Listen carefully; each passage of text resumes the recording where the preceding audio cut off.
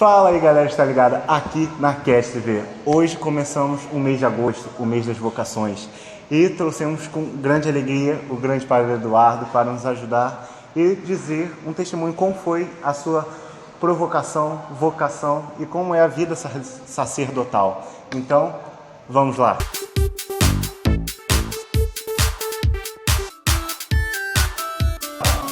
Tudo bem, eu sou o Padre Eduardo e sou capelão no Convento da Ajuda, onde celebro todos os dias, e também professor de filosofia no Seminário São José. São essas atividades hoje mais importantes que faço.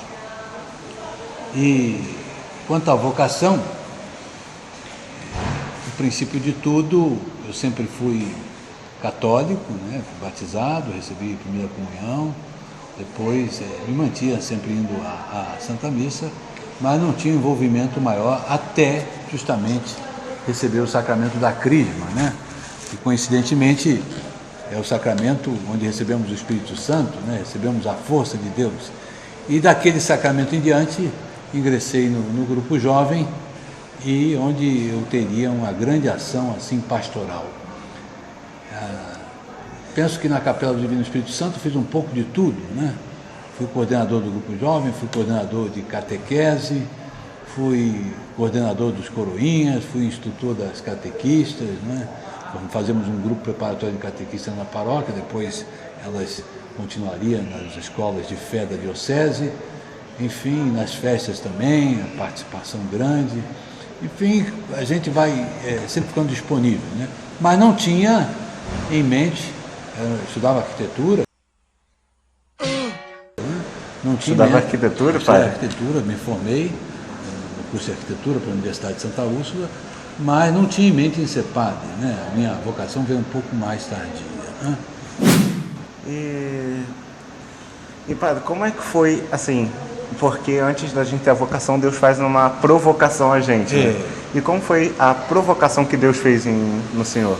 Eu fui até a arquidiocese levar umas roupas usadas lá para a irmã Cecília. A irmã Maria Cecília, já falecida, era responsável então pela pastoral vocacional. E chegando lá, ela sabia, mais ou menos, conhecia mais minha irmã que deveria fazer isso, acabou não indo. E ela conversou comigo, você já tinha pensado em ser padre? Eu falei, não. Mas se eu não faria um retiro de discernimento vocacional, que era feito pelo Dom Homer, então, na época. E eu faria, mas eu não penso em ser padre. E então passei a fazer um questionário que ela me pediu, sobre saúde, sobre atividades, enfim, sobre a minha formação. E uma das perguntas é essa: você pensa em ser padre? Eu falei, não. Você pretendia me casar? Muito bem, aí eu fui lá para o encontro vocacional, no final de semana nós tínhamos discernimento, e lá todo mundo sabia o que queria, Você franciscano, você dominicano, vou para a diocese, e você? Não, eu estou vendo aqui, não sabia. E alguns daqueles realmente não prosseguiriam, Até outros colegas meus passaram por lá também e não prosseguiriam, Então é um pouco o caminho de Deus mesmo, Depois daquele encontro vocacional, eu passaria a pensar mais seriamente. Engraçado que Deus foi tudo preparando, Não foi uma busca minha, embora sempre fui católico, mas não tive uma busca particular, um interesse de ser padre, toda a minha formação, estudos, embora isto, as ocupações do grupo jovem, depois catequese, e catequese também de crisma, eu sempre preparei muitos encontros, então isso me dava também uma base de estudo bastante razoável. Tem um amigo, o senhor que acompanhava o grupo jovem, que ele acabava por nos dar acesso a muitos livros, então a nossa reunião era uma reunião muito de formação, Nós tínhamos assim uma formação boa, e cada semana, cada sábado havia um tema, ou da Sagrada Escritura, ou um tema da doutrina da igreja, um tema de vivência, sobre casamento, sobre namoro, enfim, o que fosse, Então aquilo dava uma base, vamos dizer, catequese, de iniciação à teologia muito boa, Então isso sim, Interessante, pai.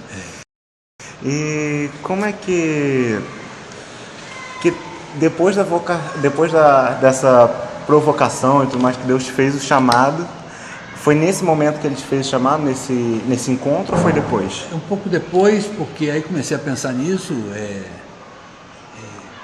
O próprio padre Raimundo, na época, falou sobre isso também comigo, conversamos brevemente, e havia um velho sacerdote que vinha, Padre Francisco Costoli, que veio da cortina de ferro, fugido do comunismo há muitos anos, e tinha uma vida assim, bastante sofrida, teve que deixar a mãe, família, o irmão foi morto na prisão por causa da fuga dele, uma história assim extraordinária, né? Estou tentando até escrever um artigo sobre ele, e morreu sozinho no apartamento.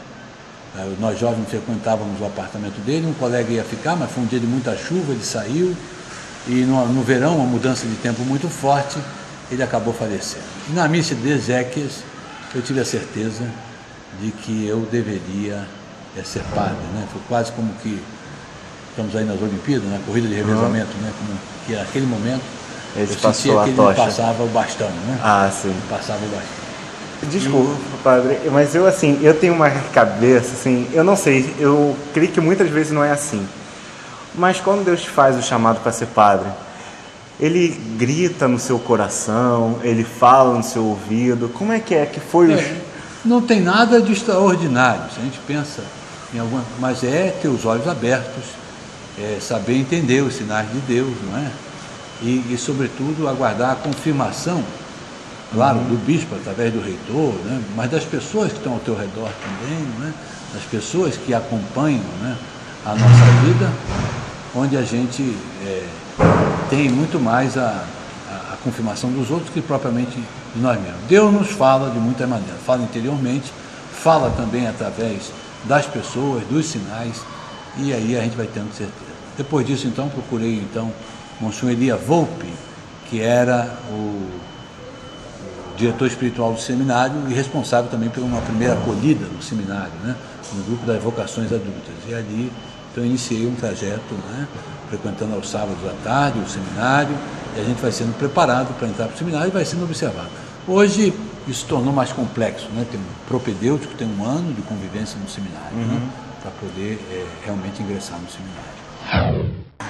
E padre, como é que é a vida, como foi, que você tem que se adaptar à vida sacerdotal, né? E depois, como é que foi a vida de você, depois que você se tornou padre? Já no seminário houve grandes mudanças, né? Eu tinha essa expectativa. Primeiro eu comecei estudando filosofia só no São Bento, né? E trabalhava, estudava, e não comuniquei ao meu pai a minha intenção, sabia que ele reagiria um pouco. Só quando fui para a teologia, que aí realmente eu ia entrar para o seminário, eu comuniquei a ele talvez tenha tido uma certa contrariedade, e eu fui então para o seminário, né? E ali a minha expectativa era estudar, ter tempo para tudo, as coisas nunca são exatamente como a gente pensa, né? E no primeiro ano mesmo, em setembro, no aniversário dele, ele teve um grande problema de saúde, né? E eu fui até lá, em casa e tudo, ver tudo, ele melhorou um pouco, levei ele ao hospital, né? Sempre fui mais ligado a ele, e finalmente terminei o primeiro ano de teologia. Mas aí ele teve uma grande crise, eu estava em Itaipava, desci lá da fazenda do seminário e vim para o Rio de Janeiro, e aí começava uma nova fase, né?